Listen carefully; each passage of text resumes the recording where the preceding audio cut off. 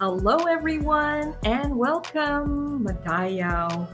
So, hi, welcome. I'm going to be doing a reading of chapter one of my newest book, Big Bad Wolf Meets His Big Beautiful Mate. So, this is part two or continuation of Care Package Mate. So, this is going to be a trio of books, but as I was writing the ending of this particular one, I've noticed that one character just suddenly popped up and told me that she needed her own book. So this is probably gonna not stop at three books. So all right. So in this book of mine, it's not yet done, by the way. This is gonna be how the cover is gonna look like. It's gonna star a fortune teller. She's on the big side. And yeah, since wolves are terribly superstitious, they got her as their pack's fortune teller.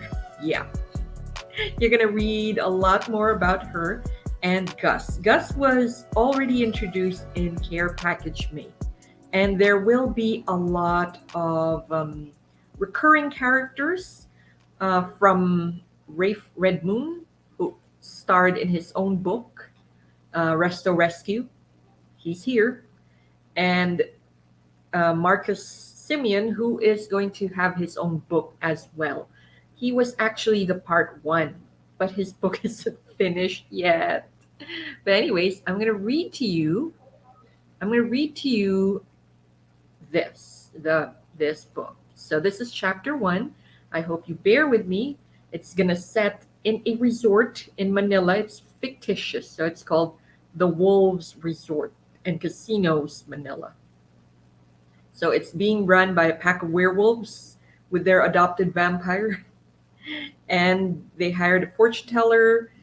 Her name is Rose, and she is going to give a reading to some of the wolves. And yeah, guaranteed happily ever after. Okay.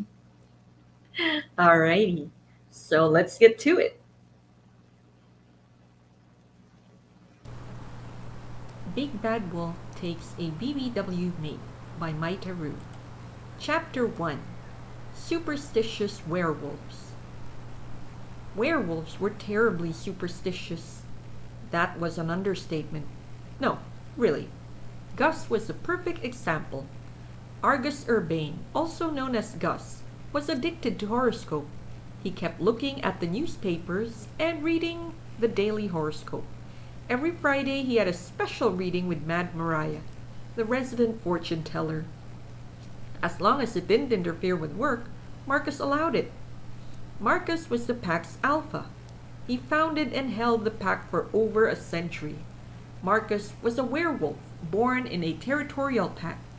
But he left the pack and founded a business pack. His business was a chain of resorts. He went from country to country and set up high-end resorts and catered both supernatural and humans. This was their latest resort, the Wolves Resort Casinos Manila. The Wolves Resort and Casinos Manila. Mind you, it didn't start that way. Werewolves and hospitality did not used to mix. Werewolves were considered a higher order of species from shifters, but they were still classified by most to be shifters. They didn't serve the masses served them. Marcus was a forward-thinking wolf. He wanted to travel the world. He also was attracted to sophisticated taste and loved luxury. When he quit his family's territorial pack to establish his own, his first business was buying and selling liquor. From there, he and Caleb opened a pub with some rooms on the top floors. At the turn of the century, he acquired a motley crew of werewolves like himself and established a private gentlemen's club. Gus was among them. He was a young werewolf who did not want to stay in a territorial pack either. He went to join Marcus. That decade, Marcus established 3 clubs, 3 pubs, and 2 hotels in Europe. When the 60s and 70s rolled in, he saw the opportunity of creating chain resorts and expanding his business. Technology, of course, helped him run his business efficiently. When Gus joined Marcus, there were only 9 werewolves in the pack. He became the 10th member. A century later, the Urbane pack held 144 werewolves. Then there were non-werewolves pack members and an assortment of family members. Marcus took them in as pack. Marcus was very hands-on both with the pack and his business. When he opened a new resort, he always stayed in that place for a year, taking the core members of the pack with him. When all was established, he left a set of pack members to run it. Occasionally, he'd drop by to check on standards. Otherwise, he'd check everything via online. Gus always headed construction wherever they went. He liked building things. Last year, their alpha found his mate here, and they lived happily ever after, or lived happily upstairs in the penthouse. Then Marcus's best friend, Caleb, got married the other month. A lot of his packmates were already married, so it wasn't anything special. Yet Gus was longing for something, anything, any type of relationship. He's had fling and girlfriends, but they never lasted long. "How's the dungeon going?" Marcus called him over to the office to talk business. Marcus was wearing his shirt a few buttons open. Not normal for him. He was usually in a full suit in the heat of Manila. After he mated, he was more relaxed. Many of the Urbane pack were more relaxed now. Marcus always demanded that his wolves be at the height of fashion, dressed to impress, and well kept. Being a business pack meant they were bound by land. They weren't bound by land, but by the business. The pack under him worked for his businesses. Marcus owned a chain of resorts and casinos called Wolves. It was a playground for both humans and supernaturals. It also had a luxury hotel called the Simian. There were gyms, restaurants, shops, and all the amenities one can hope to play in. Argus's latest construction project was to create the Dungeon. The Dungeon was an exclusive club for supernaturals. It was located in basement 4 of the Simian. Argus, or Gus, was head of construction and maintenance for all of Marcus's properties, but the Dungeon was his special project. Marcus wanted a safe space for supernatural to relax, drink, dance, and mingle. He described what amenities he wanted. The core members of the pack met and brainstormed, and they settled on an industrial meet medieval dungeon theme. Argus started to design it and started to build it.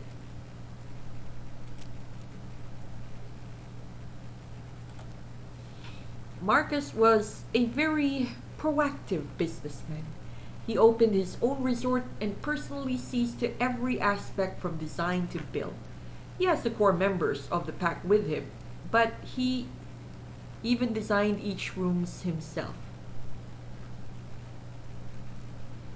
He has the core members of the pack with him, but he designs each of the room himself. Marcus studied interior design this decade, so he was well qualified. Gus's specialty was building things. He went and built anything and everything Marcus wanted. As a member of Marcus's inner circle or core member, he could practically read Marcus's mind. Unfortunately, it went both ways. The dungeon's construction is complete. We're just doing interior finishing, testing out 24/7 backup generators and revolving stage. Good, then what's keeping you occupied? Nothing. Gus was looking at the frayed edge of the carpet. He should put a rug under Marcus's desk so he wouldn't wear out the carpet. Otherwise, he'd keep replacing the whole thing every few months. Marcus looked at him. Still that cold, expressionless face that told Gus he said something stupid.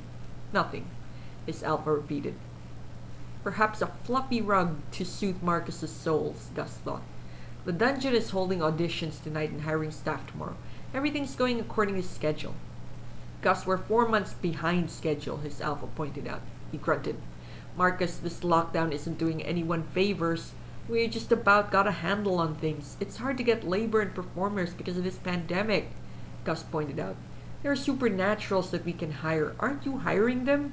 Gus huffed in frustration and made a face. You think I didn't do that? They're all scared. Ever since they saw how even the higher forms of being could contract this virus, they've gone underground, hiding from the world. It's like being back in the Middle Ages. The new variants did not help things. We've never reached the Middle Ages, Marcus pointed out. He hated it when Gus acted like a child, but Gus was Gus. I've read the books. Besides, you remember when there were only 10 of us running that leaky pub you thought you could fix up? We needed help. At that point, our skills were nil. Caleb couldn't even help much because he was still in vampire puberty.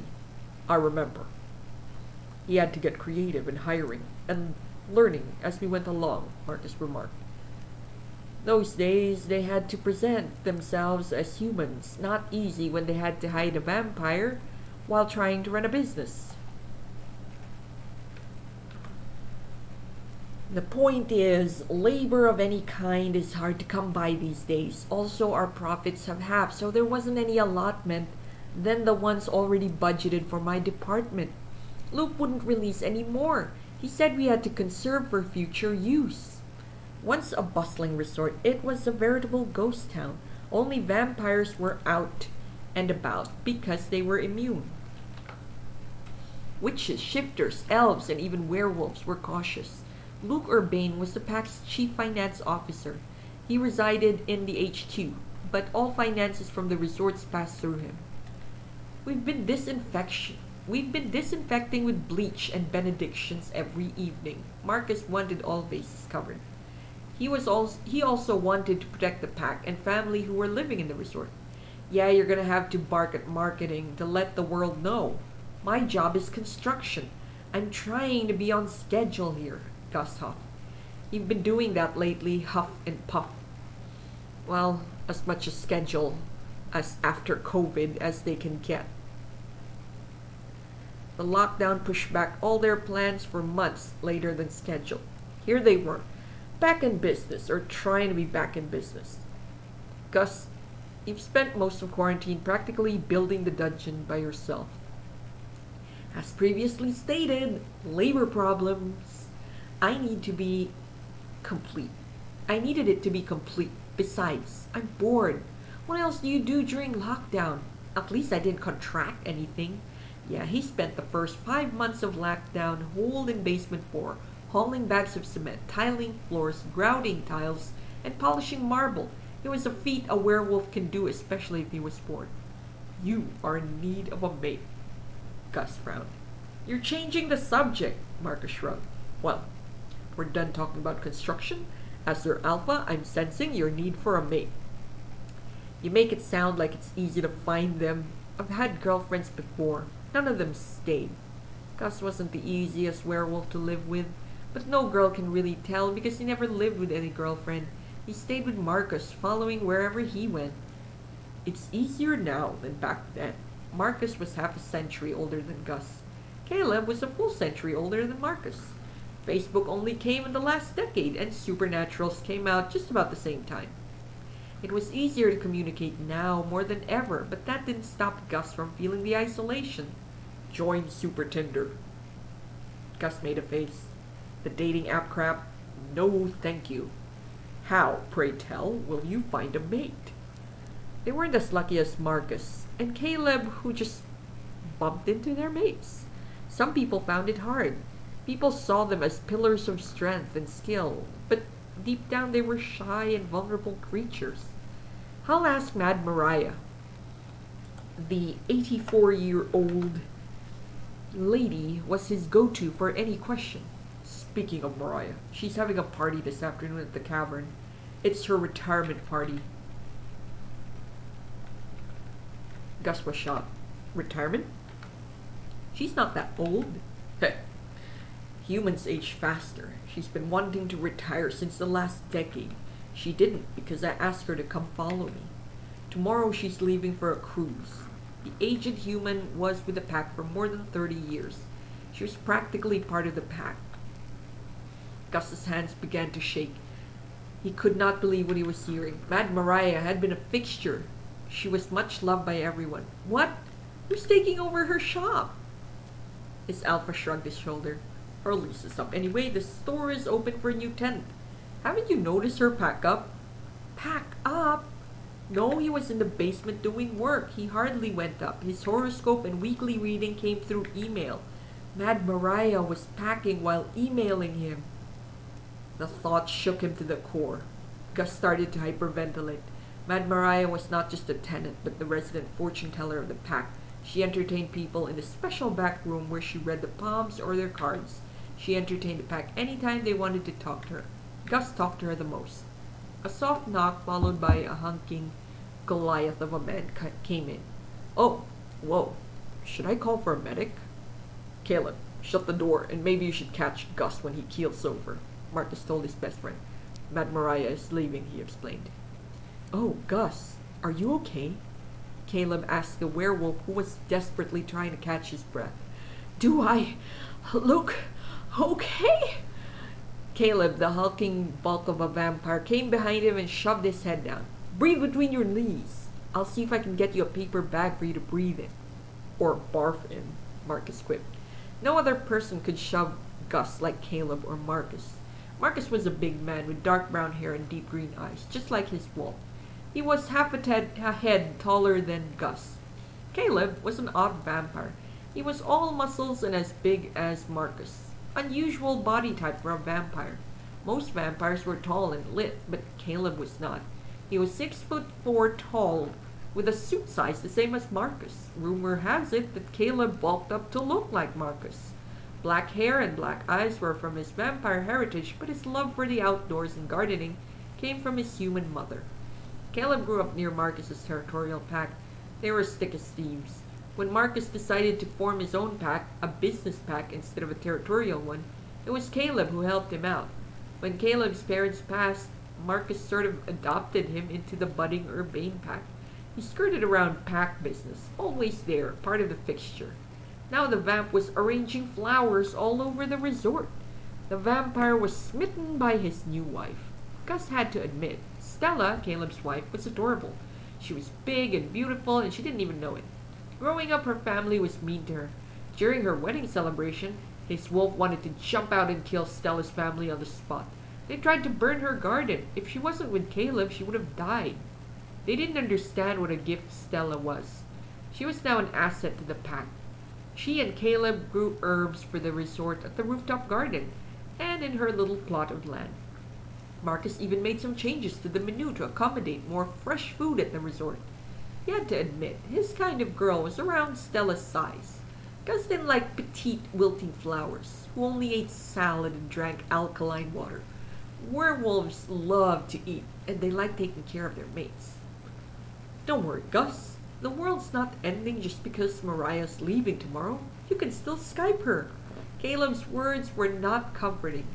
"The woman can't read palms through Skype." 2 weeks notice," he muttered. Marcus sighed. "She actually gave me 2 months' notice, but she asked that I not tell you. She thinks you'll get emotional about it." "What?" "She's proving her point." "You're getting emotional," the Alpha pointed out. "Am not." Marcus threw him a box of tissue, which he caught easy enough. "Then why are your eyes all red and teary?" Gus blew into the tissue. "Germs!" He meant to say allergies, but germs seemed to pop into his head. To stop embarrassing himself further, the teary-eyed werewolf stomped out of the office and went to find Mad Mariah. He needed to see her, ask her why she wouldn't tell her best customer of her leaving. Didn't they form something stronger than just client-werewolf relationship? Gus was always the first to greet her, send her flowers on her birthday, and send a care package when she got a cold. He found her just as the party was starting. Her friends were around her, giving her gifts and passing the champagne around. Mariah was an 84-year-old woman, not an aging old crone. She was spry, had a spring in her step, and loved to color her hair in crazy colors. She was rumored to have a dance instructor of a boyfriend 40 years her junior, although some accused her of bewitching the poor bloke. Gus knew she did no such thing. Mariah was wholly human. She had very little witch blood, but there was something about her. She looked up to see the hulking werewolf standing at the entrance of the cavern. Marcus threw a special party for her. Although she had only been in the shops at Wolves for a year, she made lots of friends. She also attracted a lot of people to come to Wolves during the first few months. It was only proper to give her a send-off. "Argus Urbane, are those tears?" Mariah waved, showing her colorful nails. Gus wiped his eyes on his sleeves. No, just allergies. I hope you're not allergic to champagne. Come on over, she called him over. Are you leaving already? You're the most important lady in my life, he sniffed. Although Mariah was way younger than him, he always treated her like an aunt. Mariah laughed. You mean you just want me to keep reading your cards every week? That, and my palm, and my star charts. Marcus and Mariah had a special friendship. The lady was adopted into the pack 3 decades ago. Her age was relatively young to werewolves of the Urbane pack, but Mariah was fully human. She was old and had aching bones once in a while. Gus was first to carry her, or bring her anything she craved for. Her guest made way for Gus to sit beside Mariah, which was no easy feat. They were sitting in a booth, and the bench seating was shaped like a half moon. Gus wasn't exactly a small person. Champagne and cakes were passed along. Little finger sandwiches in tall trays were also passed along the table. Werewolves and shifters were constantly eating because they burned calories much faster than humans. Don't worry, boy. I'm sending my replacement to read cards every week. I've arranged it with Marcus. She'll set up a tent in the plaza and hopefully take up most of my client. She pushed and frowned. Be nice to her, Argus. I'm sensing your fangs around the girl, Mariah warned. I'll make sure she's welcomed properly, but Mariah, she won't have your touch, he teased. Mariah kissed his cheek. Nobody is like me, Gus. That's why I'm me. My last forecast. Don't look for me. Love will find you at the right time. Be patient and persistent. Gus had been in a bad mood for 3 weeks. Mad Mariah's replacement was late. A week late. This new replacement said a storm had prevented her from getting here. The tent Gus pitched in the gallery had already been set up for a week. There was plenty of inquiries on who the new fortune teller was. He was proud of the tent. It was fuchsia pink, Mariah's favorite color. It had gold tassels and warm fairy lights around. Inside, it was velvet-lined, had mood lighting, thick carpeting, and plush pillows. Where in the world was she? He turned around and was marching to Marcus's office when he bumped into something extra bouncy. Oof! Pardon me, he said when he was unfazed, yet the person who bumped him fell in a clatter of pillows, cards, and marbles. There was a lady underneath the fluff of fabric. She was cute, and a bit on the curvy side. She had no mask, but a face shield instead. Gus smiled and stretched out a helping hand. He thought she was attractive and definitely edible. So sorry, I needed to get away from Eek! She jumped onto Gus. Gus had no problem carrying her generous weight. In his surprise, he let the lady literally climb on him. He frowned when he saw the little Goliath yipping and jumping around the lady. The little dog was taking pleasure in jumping on the lady's things. She even peed in one of the embroidered pillows. No! Bad dog! The lady was horrified at her pillows being soiled. She jumped down from Gus and tried to shake the pee away. Goliath, a chubby chihuahua, overly spoiled by her parents, grabbed one of the pillow's ends and was determined to snack on it. The lady tried to pull the pillow, and stuffing and dried herbs exploded into the plaza. My pillows! The lady was in tears by then. Gus was horrified at such horrendous behavior from the little dog shifter. Goliath, he barked. The little dog gave a growl, challenging the big werewolf. Normally it was cute, but nobody challenged Gus and lived to tell the tale. He may not be Marcus's beta, but he could still hold his own. Gus took the girl by the scruff of her neck and held her eye to eye. You challenging me, pup? You know I can eat you for dinner.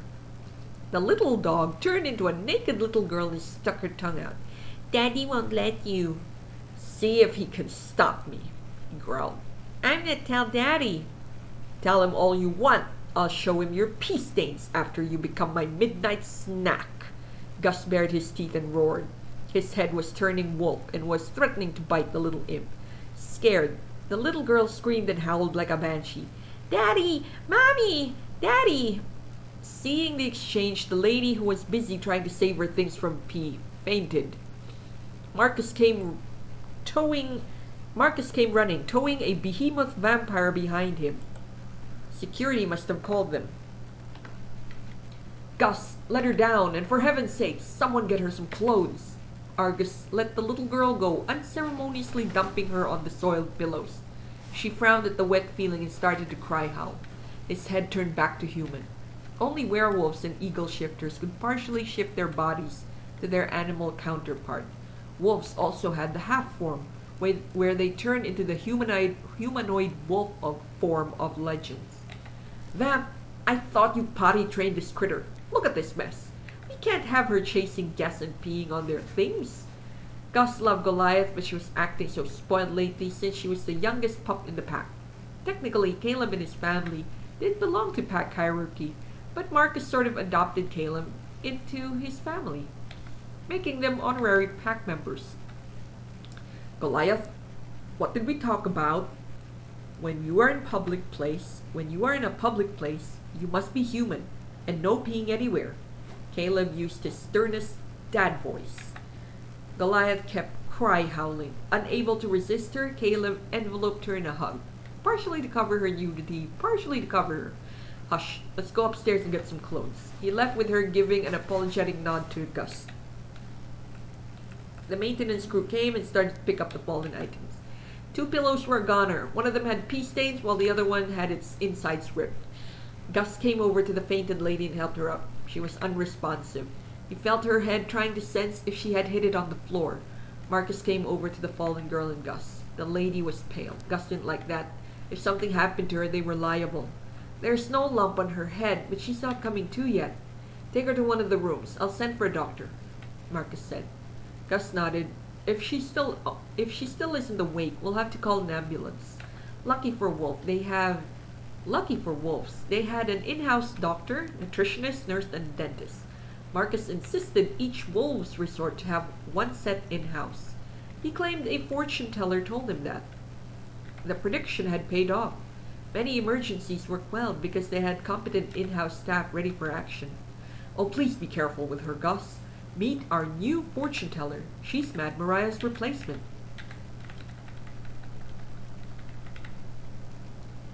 Rosella Jean Silvio came to and blinked, trying to remember where she was and why she was in an unfamiliar environment.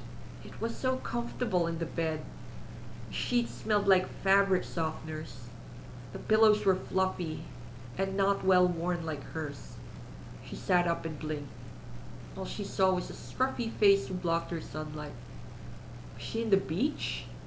Everything beyond his face seemed bright. Good morning, Starshine. Do you need anything? I've taken the liberty of ordering food. Don't worry, it's on my tab. The hulking giant said, standing in front of the light. Whatever he said didn't make sense to her. She turned her head to look around. Where was she? Did she faint? This didn't look like a hospital room. It looked like a hotel room. Something she'd only seen in movies. She'd never actually been in a hotel room before. This definitely looked like the ads. It even smelled like what she'd imagined it to smell.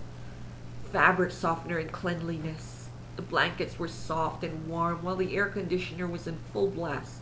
She wanted to burrow deeper and sleep the day away, but the other being in the room was a threat. She could feel it in her gut. He was not human. The man was standing in front of a floor-to-ceiling glass window.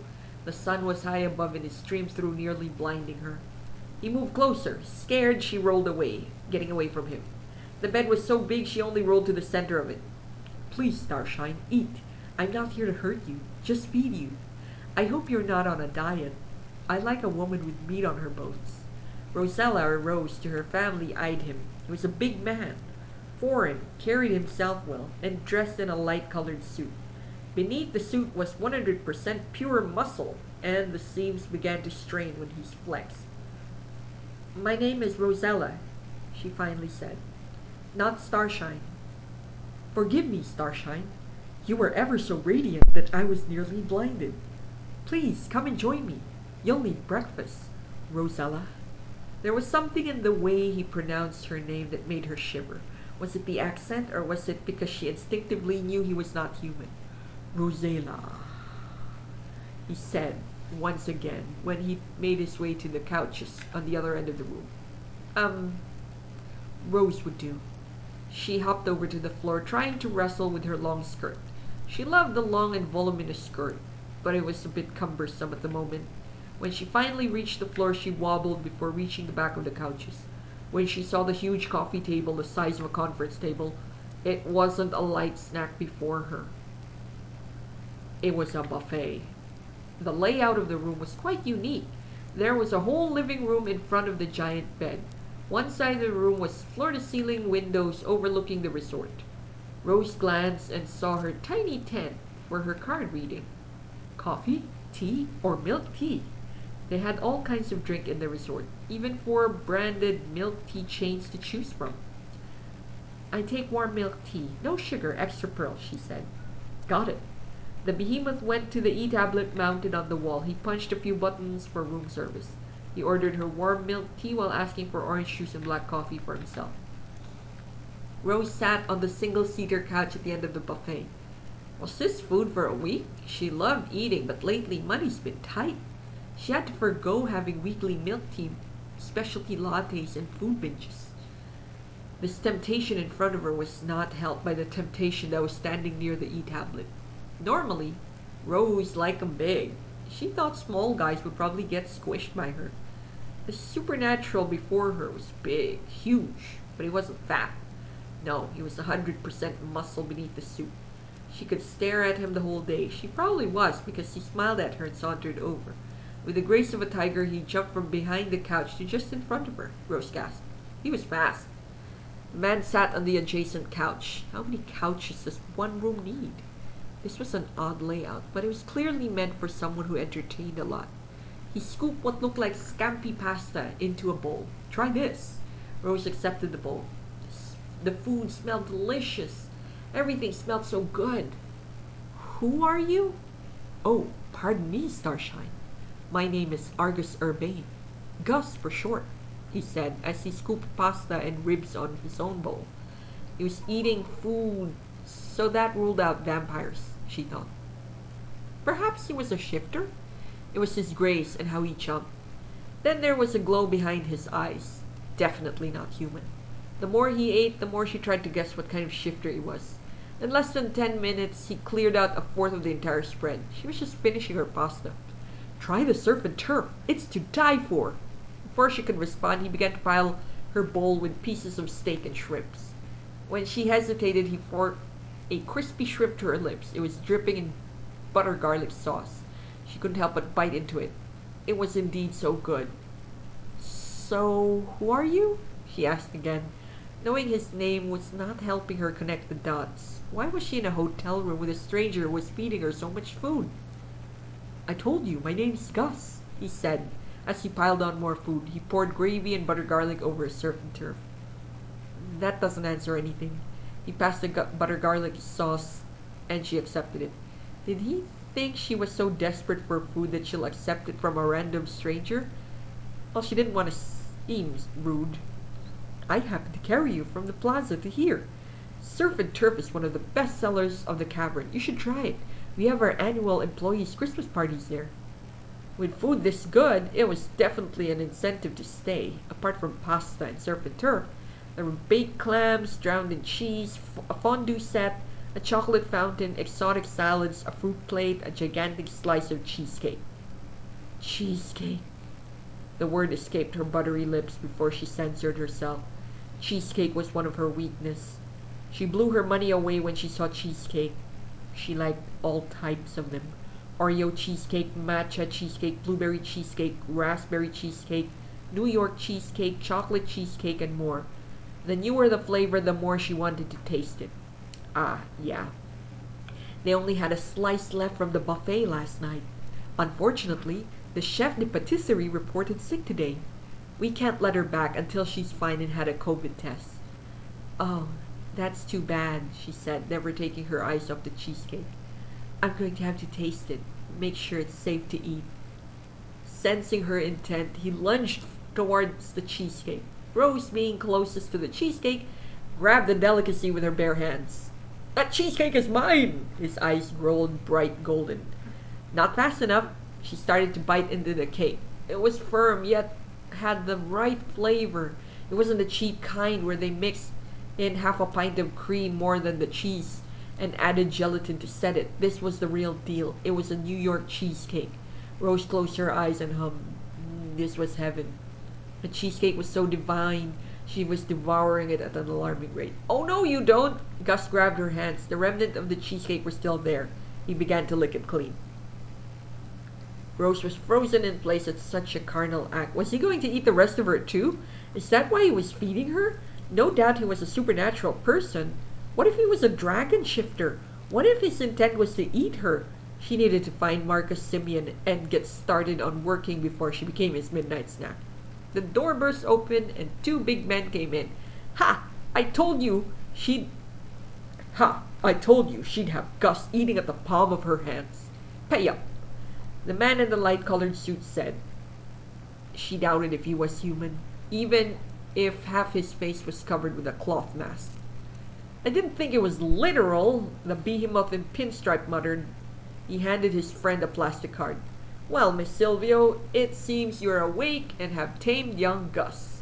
She pulled her hands away and wiped them on a napkin. Hi. Who are you? Her space was suddenly invaded by big, hulking men. Gus frowned. I think she hit her head harder than we thought. She kept asking me who I am. I already told her my name twice. Rose frowned. Yes, you said your name, but I still don't know who you are. I think proper introductions are in order. I'm Marcus Simeon, proprietor and predator. The man in pinstripe had a gallant way around him that didn't fit with what she saw on the internet as werewolves. This werewolf was sophisticated. He took off his face mask to reveal a handsome face with chiseled bone structure. What, werewolf? Yeah. And this is Caleb. He owns the gym and some of the restaurants here at Wolf's. He co-owns the casino. That's Gus. He likes to eat and was hoping you'd read his palm. He also headed the construction and maintenance here at Wolf's. Rose would do. I don't read palms. I read oracle cards, tarot, and aura. So everyone's a werewolf? That explained the size. That explained their size. Before he could answer, a team of waiters came in, cleared the used dishes, and replenished the buffet. They had provided plates for Marcus and Caleb. They all sat around the table and began to eat. I'm a vampire, Caleb said. But you're eating! Rose's eyes were bulging when she saw him bite into a well-done rib. Of course, I get hungry too, you know. Also, I have to build muscle mass, Caleb said as he bit into prime ribs. Don't mind Caleb.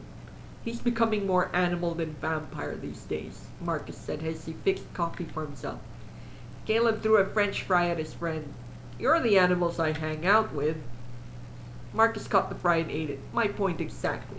We're all predators here. Vampires are supposed to be the sophisticated kind. When he said sophisticated, he flourished his spoon in the air.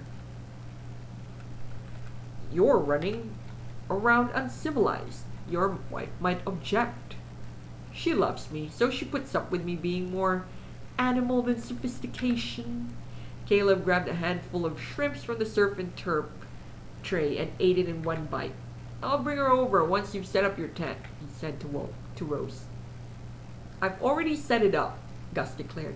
I even decorated it until your imp peed on it, Caleb winced.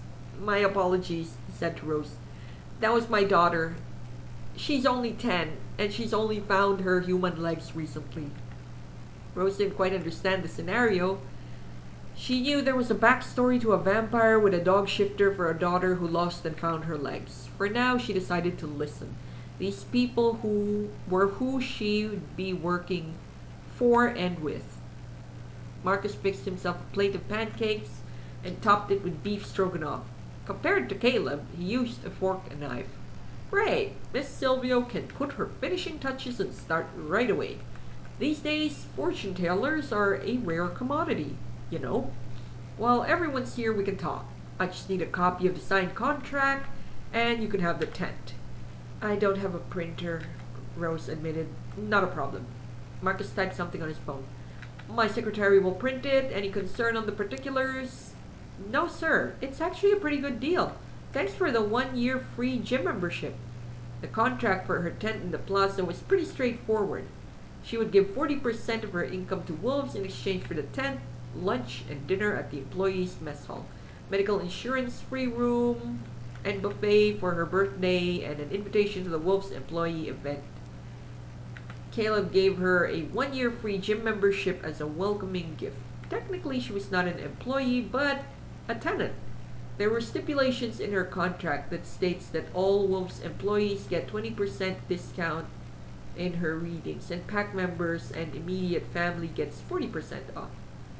Rose sipped her warm milk tea. She liked it warm instead of cold. It was relaxing. She indulged herself in the spread in front of her. Who knew when she could eat like this? She piled on the surf and turf and tried the fish curry next. She let the conversation flow around her. There was something easy to get along with these three men around her.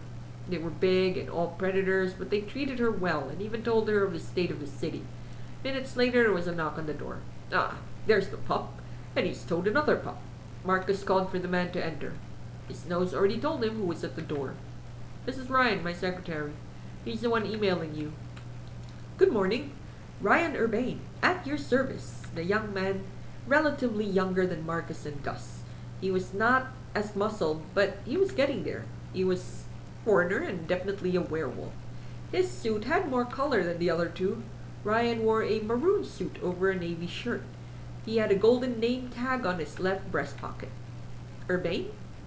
Your brothers? He looked to Gus, noting there was little resemblance between the purple-haired boy and the burly redhead. Gus and Ryan and Marcus laughed. It's a werewolf custom that members of the pack take on the surname of the pack members. It's a werewolf custom that members of the pack take on as surname the name of the pack. Oh, how interesting. But what about you? How come your name is different? Marcus sipped his coffee. My late father's request to keep his name, but I don't run with the simian pack. From my father, my eldest brother inherited the mantle of leadership. I chose to create my own pack, a business pack, one that's not bound by land territory. Boss, this imp wants to say something. Ryan inclined his head, indicating the little monster who clung to his pants. They had all but forgotten Goliath, the little dog shifter who wreaked havoc on Rose's pillow. Caleb sighed. Are you here to say sorry, Leah? There was a little squeak behind Ryan. This was the little animal who attacked your things and peed on your pillow. She's also my adopted daughter, Caleb explained. We call her Goliath, but Marcus is training her to respond to Leah as her human name. My wife raised her for the past 10 years, not knowing she was a shifter. Leah, come out here. What will you tell Miss Rose? I'm sorry, the little girl mumbled, still clutching Ryan's pants tight. And? I'm sorry I barked at you, and I'm sorry I peed on your pillows, and I ate them. The little girl poked her head out and looked at Rose. I thought I killed you. The excitement has gotten to me. You're forgiven as long as you promise not to do it again. Rose's pillows couldn't survive a washing. I promise. That's a good girl. Come to Daddy. Caleb patted the cushion beside him. The little girl ran from behind Ryan and jumped into the air, landing on the couch. Caleb put a plate of pancake in front of her. The chubby little girl ate as much as her daddy. Gus poured her some more milk tea. It's not the excitement. Doctor came, gave you all kinds of tests. Did a rapid test too, just in case. You're COVID-free. He said you were dehydrated and your blood sugar was way, way low. He put a serving of ice cream in front of her and put crushed pineapple cherries. Not satisfied, he put chocolate syrup on top. You should eat more. I'm trying to cut down. You're not on a diet, are you? Those don't work, you know. Look, thin people ain't happy. Trust me, I've dated a lot of them. Happy people are happy because they aren't hungry. That was the strangest analogy she's ever heard, although the truth of her dieting was twofold. I'll keep that in mind. But the amount of chocolate syrup you put, I'm headed for diabetes. The bowl was big. There were 3 scoops of ice cream. He put generous amounts of toppings. Toppings.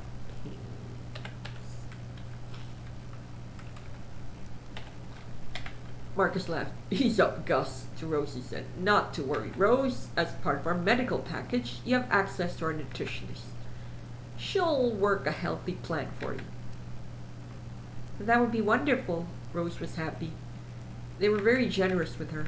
Ryan handed her a contract. She signed them and handed them back. Ryan had Marcus sign as well. Ryan will have this notarized and send you a copy, Marcus said. Ryan nodded and left.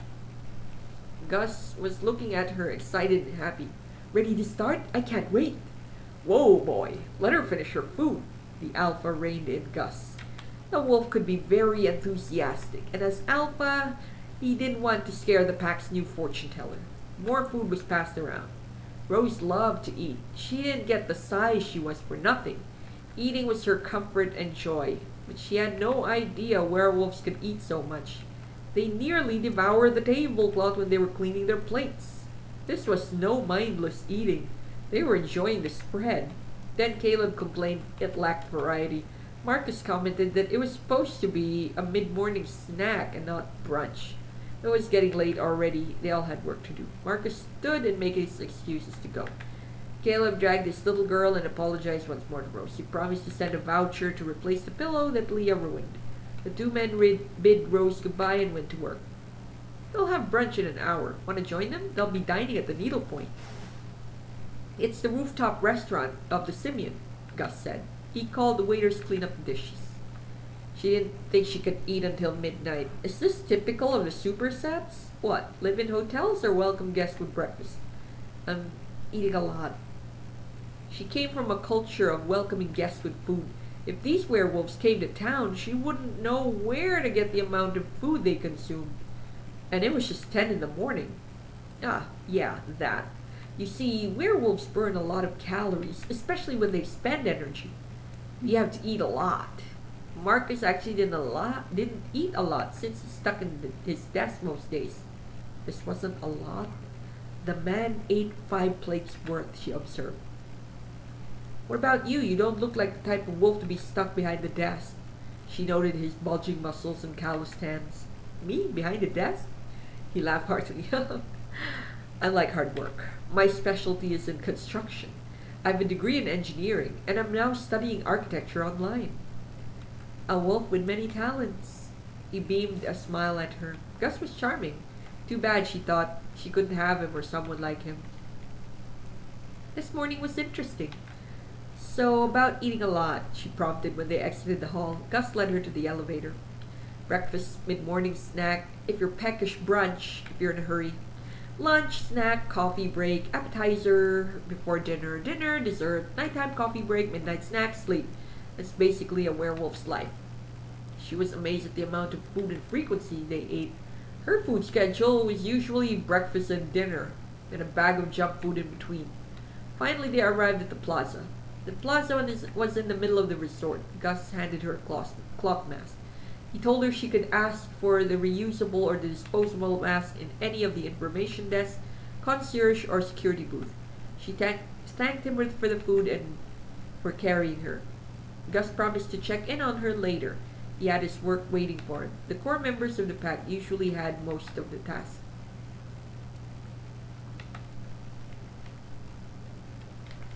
The core members of the pack usually had the most tasks. He went off and left her in the tent. End of chapter 1.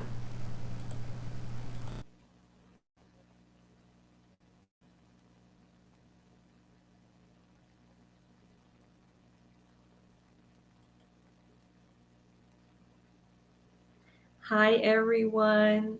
I hope you enjoyed that. I certainly enjoyed writing it, and I hope you join me for tomorrow as I read another chapter of Big Bad Wolf meets Big Beautiful Mate. So, bye for now. And I hope to see you guys tomorrow. Thank you, everyone. And please comment down below what you like, what didn't you like, any suggestions. This book is not yet finished. Thanks, everyone.